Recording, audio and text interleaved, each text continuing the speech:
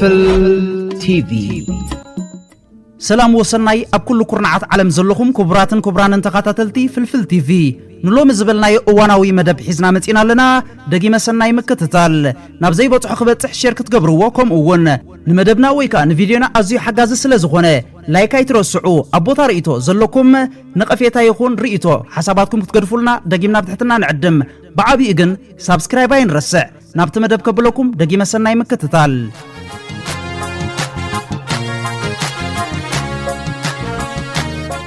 اتا سلامنا اتا صعرنا اتا حقنا نخزنابل دمص دلو بيمان بصقام زقلاقل نخسعر تخوين منسينا هايمانوتن صنعاتن ناي هاغورن ناي حزبون كحزالو اد داي بلو زختامي هاغر داي بلو خنتاي توغحيفو مالتي اكال هاغور كنا نحنا ገንዘብ ካብና ኤርትራ ዝበዝሕ ሒዝና ንኤርትራ እንድሕር ደይ ሓዝና እንታይ ይኽገብረና ጠፊእና ኢና ሓንቲ ክንገብር ኣይንኽእልን ኢና ቅርሺ ሒዝካ ነቕፋ ናብ ሃገርካ ክትህሉ ከለኻ ኩርዓት ኣለካ ሓበን ኣለካ ዝወደቐ ተልዕል ዝነቐፀ ተጠልል ወፊርካ ተኣቲ ክሳትካ ቐኒዕካ እዚ ኩሉ ዝዓረበ መንእሰይ ካብ ሓደ ገዛ 5 ሰብ ዝተሰውኡ ኣለውና ኣብ ዳግማይን ኣብ ቀዳማይን ጠሚኡ ከሎ ጠሚኡ ከሎ ጠሚኣ ከላ ጠሚያ ከላ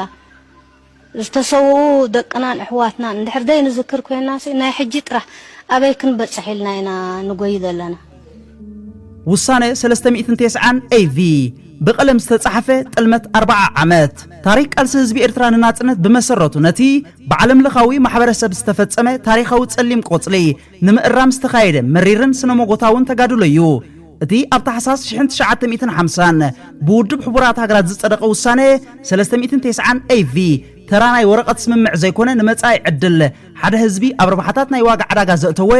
ልኡላውነት ሓንቲ ሃገር ድማ በቀለም ጥራይ ዝቐበረ ዲፕሎማሲያዊ መላጸ ነበረ እዚ 75 ዓመት ገይሩ ዘሎ ውሳነ እዚ በቀለም ዝተጻሕፈ ዝበሃለሉ ምኽንያት ኣብ ክንዲ ኣብ ድሌት ህዝቢ ኣብ ጂኦፖለቲካዊ ሽርሕታትን ናይ ፖለቲካ ተመን ተመርኪሱ ዝተሃንጸ ስለ ዝነበረ እዩ እቲ ውሳነ ኣብ መንጎ ሕጋዊ ሓቅን ንስትራቴጂካዊ ስስዕን ዝተኻየደ ቅልስ ኮይኑ ኣብ መወዳእታ ግን ፍትሒ በቀለም ዲፕሎማስኛታት ተዓቢጣ ን4 ዓሰርተታት ዓመታት ዝቐጸለ ናይ ባሩድ ወለዶ ወሊዳ እዚ ውሳነ እዚ ንኤርትራውያን ከም ሰባት ዘይኮነ ከም ናይ ጂኦፖለቲካዊ ባጤራ ብምርኣይ ኣብቲ ዝሕሉ ውግእ ዓለም ከም መጋበርያ ክጥቀምሎም ዝተፈረመ ናይ ሞት ብይኒ ነይሩ ናብ ካልኣይ ክፋል ናይ ትሕቶ ብምስካር ድማ ድሕሪ ረፈረንደም ህዝባዊ ግንባር ክሓቅቕ እዩ ብዛዕባ ዝብል ኣባኻኽላ ንብዙሓት ከደናገር ከም ዝጸንሐ ድሕሪ ምግላጽ ህዝባዊ ግንባር ከም ሓርነታዊ ምንቅስቓስ ክሓቀ ምዃኑ ገሊጹ እንተኾነ ግን ኢሉ ኣቶ ኢሳያስ ህዝባዊ ግንባር ነዛ ሃገር ናብ ዘይርግኣት ዘምርሕ ፖለቲካዊ ሃጓፍ ክፍጠር ኣየፍቅድን ንህላዊ ክልተ ሰልፋዊ ስርዓት ብዘይጻረር መንገዲ ቀጻልነት ዴሞክራሲ ምርግጋጽ እዩ ዕላማና እዚ ብኸመይ ይፍጸም ዝብል ሕቶ ንኣባላት ህዝባዊ ግንባር ዝግደፉን እንተኾነ ህዝባዊ ግንባር ድሕሪ ረፈረንደም ንዝፍጠር ፖለቲካዊ ኩነታት ኣብ ግምት ብምእታው ክሓቅቕ ምዃኑ ኣየተሓትትን ክንጸር ዘለዎ ነጥቢ ግን ኣሎ ረፈረንደም ዝተኻየደ ዝተፈላለየ ረብሓታት ናይ ዝሃገር ንምሕላው ህዝባዊ ግንባር ድሓን ኩኑ ኢሉ ኣይክበታተንን እዩ ንርእሱ ከም እንኮ ፖለቲካዊ ሰልፊ ክቆፀረ ሓናጺ ኣበርክቶ ክገብር እዩ እዚ ብገለ ወገናት ህዝባዊ ግንባር ፖለቲካዊ ስልጣኑ ንኽቕጽል ኢሉ ዝገብሮ ዘሎ ተባሂሉ ይስረብ እዩ ህዝባዊ ግንባር ግን ከም ፖለቲካዊ ውድብ ወይ እንኮ ፖለቲካዊ ውድብ ክቕጽል ድሌት የብሉን ኣብዚ ጉዳይ እዚ ግን ካባይ ዝተፈለየ ኣረኣያ ዘለዎም ኣባላት ህዝባዊ ግንባር ምህላዎም ክጠቅስ ይፈቱ ንውሳነ 390 AV بعميق حقاوي مستيات كنتنتنو انكلنا እቲ ቀንዲ መበገስ እዩ ድሕሪ ካልኣይ ውግእ ዓለም ዝተፈጥረ ሞራላዊ ግርደት እዩ እቲ ውሳነ ክሕንጸጽ እንከሎ እቶም ዓበይቲ ሓይልታት ንኤርትራ ከም ህያው ሃገር ዘይኮነስ ከም ሓንቲ ኣብ ገማግም ቀይሕ ባሕር እትርከብ ስትራቴጂካዊት ወተሃደራዊት ባንክ ገይሮም እዮም ሪኦማ እቲ ታሪኻዊ ክሕደት ዝበሃል ኣምር ድማ ካብዚ ዝነቐለ እዩ ዓለም ንኤርትራ ብዓይኒ ረብሓታት ሃገራት ምዕራብን መሻርክተንን ጥራይ ስለ ዝጠመተታ እቲ ንህዝቢ ኤርትራ ዝግባእ ዝነበረ ተፈጥራዊ መሰረእሰ ውሳነ ብሩኡይ ተነጺጉ እቲ ብጆን ፎስተር ዳላስ ተገልጸ ረብሓታት ሕቡራት መንግስታት ኣሜሪካ ኣብ ቀይሕ ባሕሪ ንኤርትራ ምስ እሙን ፈታዊና ክንቆርና የገድድና ዝብል ምስክርነት ነቲ ብቐለም ዝተጻሕፈ ጥልመት ዝተሓንጸጸሉ ሸፈጥ ግሉጽ መርኣያ እዩ እዚ ማለት እቲ ወረቐት ክፍረም እንከሎ እቲ ቀለም ገና ከይነቐጸ እቲ ሃገር ድሮ ኣብ ዋጋ ዓዳጋ ተሸይጣ ነይራ ማለት እዩ እትውሳነ ንኤርትራ ምስ ኢትዮጵያ ብፌደሬሽን ክትቆረን ክውስን እንከሎ ባዕሉ ንባዕሉ ዝበላላዕ ትካላዊ ግርምቢጥ ይፈጢሩ ሓንቲ ብደረጃ ትካላዊ ኣሰራርሓ ቅዋም ፓርላማ ሰልፍታትን ናጻ ፕረስን ዲሞክራሲያዊ ዲኤንኤን ዘጥረየት ኤርትራ ምስ ሓንቲ ብፍጹም ንጉሳዊ ስርዓት እትመሓደር ናይ ምግዛእት ሕልና ዝነበራ ኢትዮጵያ ክትቆረን ምግባሩ እትውሳነ ካብ መጀመሪኡ ፍሽለት ዝተፈርዶ ሕጋዊ መጻወርያ ምዃኑ የርኢ እዚ ፌደሬሽን እዚ ኢትዮጵያ ንኤርትራ ክትውሕጣ ሕጋዊ ሽፋን ጥራዩ ዝህብ ነይሩ ውድብ ሕቡራት ሃገራት ነዚ ውሳነ እዚ ብቀለም ክፍርመሉ እንከሎ ኢትዮጵያ ንትውዕል ክትሕሰን ከላ ጣልቃ ኣትዩ ክከላኸል ዘኽእል ዋላ ሓደ ሕጋዊ ዋልታ ኣይተጠቀመሉን እዚ ድማ እዩ ነቲ ውሳነ ካብ ፍትሒ ዘርሓቆን ናብ ወረቐታዊ መግዛእቲ ዝለወጦን እቲ ውሳነ ንኽልተ ዘይተፋቐሩ ኣካላት ብጓነት ተፈሪሙ ዝተዋህበ ናይ ሓይሊ መውስቦ እዩ ነይሩ ካብ 1952 ክሳብ 1962 ዝነበረ ናይ ፌደሬሽን እዋን እቲ ብቀለም ዝተጻሕፈ ጥልመት ብገብሪ ዝተሸራረፈሉ ዓመታት እዩ ህዝቢ ኤርትራ ነቲ ብቀለም ዝተጻሕፈ ውሳነ ብቀለም ጥርዓናት ክከላኸለሉ ዘይገበሮ ዲፕሎማሲያዊ ቅልስ ኣይነበረን ብኣሽሓት ዝቁፀሩ ፌርማታት ዝሓዘ ጥርዓናት ናብ ውድብ ሕቡራት ሃገራት ተለኣይኹ ሰላማዊ ሰልፍታት ተኻይዱ ዲፕሎማሲያውያን ልኡኻት ናብ ኩሉ ኩርናዓት ዓለም ተዋፊሩ እንተኾነ እቲ ዓለም ለኻዊ ማሕበረሰብ ነቲ ብቀለም ዝተጻሕፈ ሕቶ ህዝቢ ኤርትራ ብዲፕሎማሲያዊ ስቕታን ዕሽሽ ምባልን መለሰሉ ፍትሒ ብወረቐት ክርከብ ከም ዘይክእል ምስ ተረጋገፀ ድማ እቲ ብቀለም ዝተባርዐ ሸፈጥ ናብ ደማዊ ማዕረምታ ክሰጋገር ግድን ኮነ እቲ ወረቐት ምስ ፈሸለ እቲ ናይ ቀለም ቃልሲ ተዛዘመ እታ ዓለም ብቀለም ዝፈረመትሉ ወረቐት ንህዝቢ ኤርትራ ከም ናይ ባርነት ዓንቀጽ ኮይና ስለ ዝተሰማዓቶ ነቲ ቀለም ብደም ክሓኮ ወሰነ بحد مسكرم 1961 بحربኛ حمد إدريس عواته ዝተወልዕ ፈላሚ ብረታዊ ቃልሲ ትርጉሙ ነቲ ብቀለም ዝተጻሕፈ ጌጋ ብባርድ ክንእሩሞ ኢና ዝብል ነበረ እዚ ታሪኻዊ ምስግጋር እዚ ውጽኢት ናይቲ ንዓሰርተታት ዓመታት ዝቐጸለ ናይ ሕልና ክሕደት እዩ እታ ቀዳመይቲ ጥኢት ነቲ ውሳነ 390 AV ዝተባሃለ ወረቐታዊ ሰንሰለት ዝቀደደት ናይ ፍትሒ መላጸ ነበረት ህዝቢ ኤርትራ እቲ ዓለም ክትሰምዖ ዝኣበየት ትሕቶ ብድምፂ ባሩድ ምስ ተጻሕፈ ጥራይ ከተንብቦ ከም እትኽእል ስለዝተገንዘበ ነቲ ዓለም ብቀለም ዝጻሕፈቶ ታሪኻዊ ሓሶት ብደሙ ዳግም ክጽሕፎ ጀመረ እዚ ዳግመ ጽሕፈት ታሪኽ ድማ ን30 ዓመት ዝቐጸለ ደማዊ ስነ ጽሑፍ ሓቲቱ እቲ ኣብ ወረቐት ሰፊሩ ዝነበረ መታለሊ ጽሑፍ ኣብ ጎቦታት ኣዳልን ናቕፋን ብዝተጻሕፈ ናይ ሓርነት ግጥሚ ተተክአ ን30 ዓመታት ዝተኻየደ መሪር ብልታዊ ቃልሲ ህዝቢ ኤርትራ ነቲ ብውሳነ 390 AV ዝተጻሕፈ ሕጋዊ ሰንሰለት ብሓይሊ ንምብንጣስ ዝተኻየደ ናይ ጽንዓት ፋብሪካ እዩ እቲ ቃልሲ ንኤርትራውያን ካብ ተሟጎትን ኣማረርትን ናብ ናይ ዕድላቶም ወሰንቲ ቀይሩና እቲ ልኡላውነት ካብ መንበረ ስልጣን ዓበይቲ ሃገራት ዘይኮነ ካብቲ ኣብ ጎቦታትን ስንጭሮታትን ኤርትራ ዝፈሰሰ ቅዱስ ደም ሓርበኛታት ጀጋኑ ክበቁል ጀመረ እቲ ዓለም ንኤርትራ ከም ታሪኻዊት ኣካል ኢትዮጵያ ክትሪኣ ዝጻሕፈቶ ትረኻ ብግብራዊ ጽንዓት ህዝቢ ኤርትራ በርዒኑስ ብናይ ናጽነት ትረኻ ተተኪኡ እቲ ብቀለም ዝተሓንጸጸ ሸፈጥ ብደማዊ ማሕተም ጀጋኑ ተሓቲሙ ንሓዋሩ ተደምሰሰ ባንዴራ ኤርትራ ድማ ምስ ካልኦት ልኡላውያን ሃገራት ተሰሪዓ ኣብ ሰማያት ኣብ ቤት ጽሕፈት ውድብ ሕቡራት ሃገራት ኣንበልበለት ሎሚ ኤርትራ ኣብ ካርታ ዓለም ዘላቶ ቦታ ብቀለም ዝተሳእለ ዘይኮነ ብደም ዝተሓትመ ናይ ሓርነት ጂኦግራፊ እዩ ኣገናዓታ ህዝቢ ኢድካ ባስደዶ ፍረጽናዓትካ ተቐበል ውሰዶ ወዮ መሪር ጉዕዞ ንዓቕሊ ዘኽብዶ ሓውን ሃላኽን ተጻይ ዘኣጐዶ ሃልሃል ንኽብል ዘራይ ዘንበድበዶ ብመኸተ ሓባር ብስኒት ብጽምዶ ኣጥፊእካዮ ረመፁ ስዒርካዮ ብጉህዶ ኣብ ብርሃን በጺሕካ ለሰዓውዶ ዓውዶ ኣገናዕ ዕልል በል ሓጐስካ እንጉዶ ኣገናዕ ኣገናዕ ኣገናዕ ብሪልካ ለይትታት ክወግሕ ጸልማት ሓሊፉ ድነታት ክነግህ ألف قصار مصار كتقلصو زسكح وطر سغير كايو دنبخا زمكح لحتيتو تخلبينا بجمل زنبح صنعتها مصمام كوينو نعخا زربح أغنع عسراتات كشبب بربعي لطلات عين برن عقب كركح قرعي صنعت يدلي كتأمن رتعي راسكا قعخا عويدكا نبلمعي مخيخكا مقيكا طويفكا سمعي قفوز رببكا خيدكا أزريخا بقوعي بارع زفتركا بتان الطرقلعي أغنى عتا هزبي أغنى عتا مريح زتخنا بسوحي أغنى عتا تقاداليت ورسايز ورسي سلقم تولد قصيلو فريونا فلسي أغنى وسيلو زي منع غزيخا يمو ترس كقنع أغنى عتا هزبي أغنى عتا مريح أغنى إرترا حلفو زفر بس أيكا خوينو وانس أركاز ورح زحيلو بريدون موت كازفلح كراب اللو سيف كزلزل سلح مسمار بلو عرر انس اركاز بلح قديمو تلويو اقرنتو زملح ربريبو رفعاي زرقع زقرح عرميمو دمسو كفاكازك علح أغنع مربرب ترنو عربريب كايوم بزرايا قولي أدريبهم كالأيوم ألف قصر عتقي كغرورو دهايوم بين خان طرح كان شعا أقري خيوم أكن أربريب كيوم بعقل بصنعات بسمري بنقحات نات أمغا خيفتها صبوق نحسسكا خيدل خادموق أربريب كيوم سقاهب كادمة تنفاس كي تننغا ببوبلا انفاس موت كمل ككا كني موت ساقيمو مدافع طفاءات هدراغالو قيمو مسمر هلاوي رجينو أموداتا أب 1993 استخايد ريفرندم 99.8 أول ناتنت بمدماتيو أب عالم ورادلتي بزيبل أطب دنك وطيت تزازيمو إزخاء نتي بدم ستصحفة تاريخ ومعرمتا ناي موداتا حقاو نتبي زهابة فتسامة خونه قرب ندحريت ملس إلنا تاريخ نمزكار وطيت ريفرندم أب استقلت أولوق النيات ناي شعو وانا صحفي جزيو منغستي إرترا تقرالا إسياس أفوركي قدامي أخيبو أقانيو أتي أبدراش هجراو بيت مذكر زتخايد فلا ما أخيبا هجراو بايتو قدامي عمامو بريزيدنت من بعد نيرو أبتقات أمي أبو إساس أفوركي أبقبرو مخفة مدري كنزيرو أبدرو وضعو مواج بعلاونتن ناسنتن إرترا تنزيلنا مكابنا سمعنا حبس تقلت لكم فت إرترا مسر سوسانين من رجاج نفرق زمن أوراقها 3 مررتي عمتات برتاو قالسة حليفو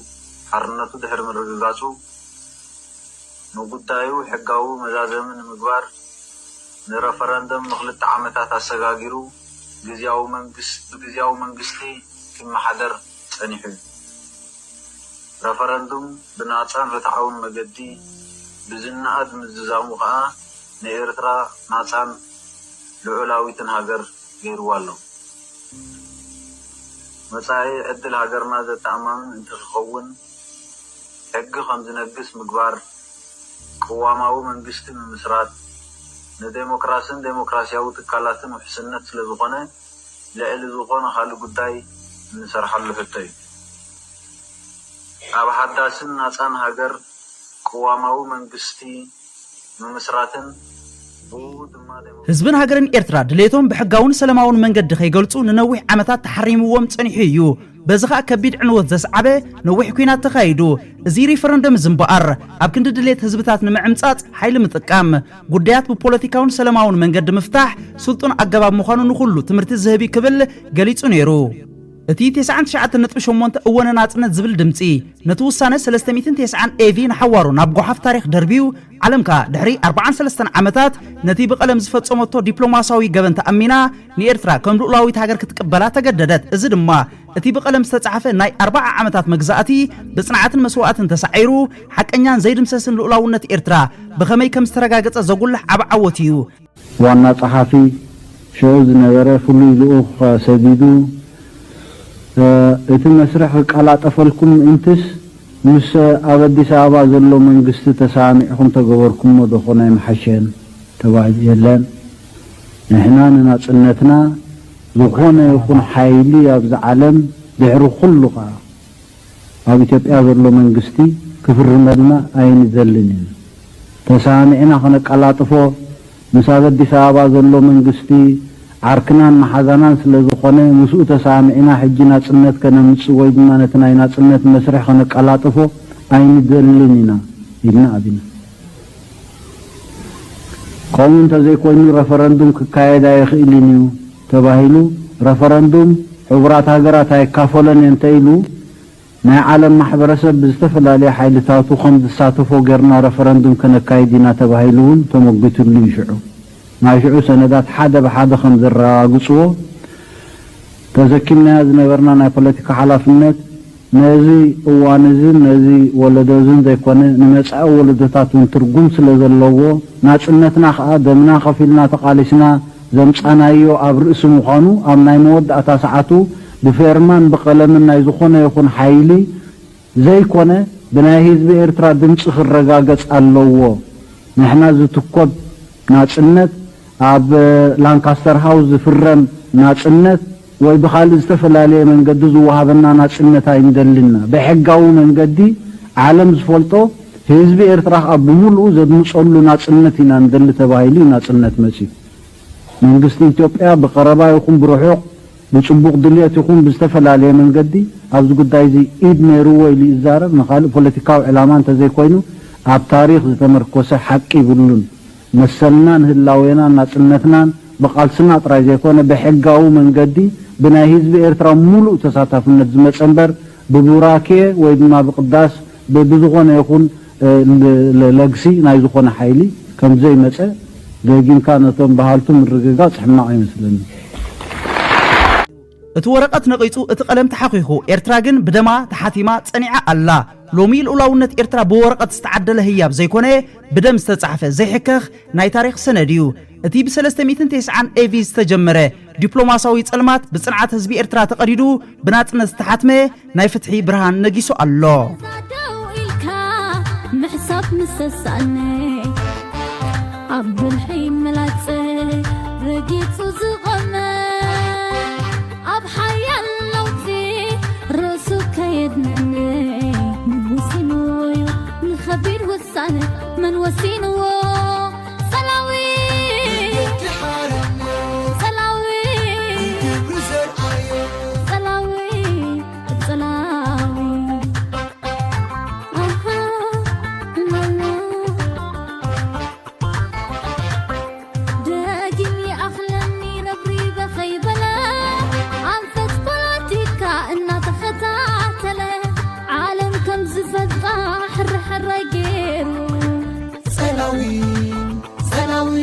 علم سكرو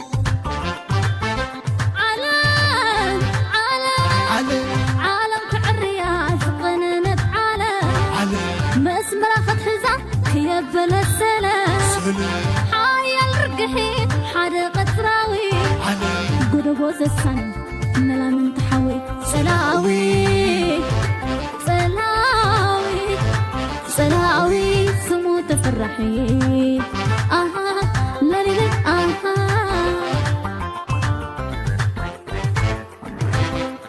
بعقيقو معاس حلفو عين النحسي لعلي نبر نغيحو بترنا رأي رأس خوينات كوينو كاست ما تبرحي سلاوي سلاوي سلاوي سمو تفرحي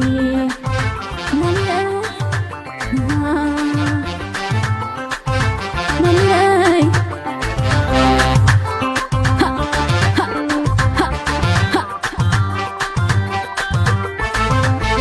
أول ديبور حقا معداوي بالي حزوتها كما قاري أحاوي بدر حيالات من كيلو زداوي نويح تتأممو خوينون سلاوي سلاوي سلاوي سلاوي سمو تفرحي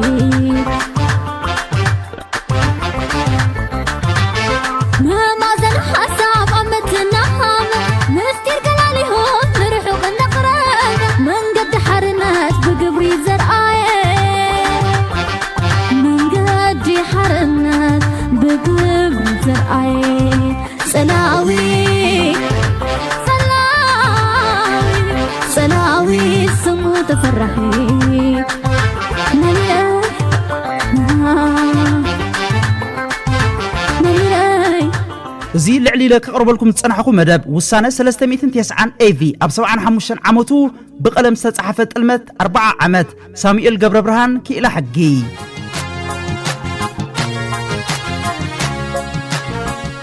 كساب بخلق فيديو زملسكم تطعمو سسناي تطعمو دقريمي نعصبات ودقت وهدقنيتنا هاغراو خبرت زلالماو زخرن سماتاتنا وترو عوتنا عفاش